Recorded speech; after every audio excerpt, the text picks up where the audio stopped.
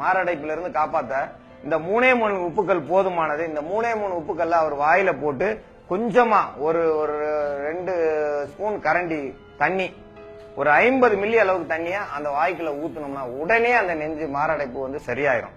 உடனே எழுந்திருச்சுக்குருவாங்க. இது ஒரு அதிசயமா இருக்கும். ஏன் இந்த மாரடைப்பு சரியாகுது? இந்த உப்பு தான் உள்ள அடைக்குது. உப்பு அடைக்கிறதா திருப்பி உப்பை கொடுத்துதான் எடுக்க முடியும். எப்படி ஒரு முள் குத்திச்சோ அதை ஒரு பெரிய முள்ளில் எடுக்கிறோமோ அதே மாதிரி மாரடைப்பு வந்தவங்களுக்கு இந்த உப்பை கொடுக்கணும். இந்த உப்பை கொடுத்தோம்னா உடனே வாய்க்குள்ள போட்டு அந்த தண்ணி கரைஞ்சி அந்த உப்பு தண்ணி தொண்டை கீழே இறங்கினதுமே அவங்க முழிச்சு பாத்துருவாங்க. அதிகமா மாரடைப்பு வர்றதுக்கு காரணம் என்னன்னா, நீங்க வெளியில போய் ஒரு விசேஷத்துல பிரியாணி சாப்பிடுவாங்க. அப்போ நிறைய வெங்காயம், பெரிய வெங்காயம் வச்சிருப்பாங்க. அந்த வெங்காயத்தை சாப்பிட்டு போது வந்ததுமே சுருக்கணும், குத்தும்.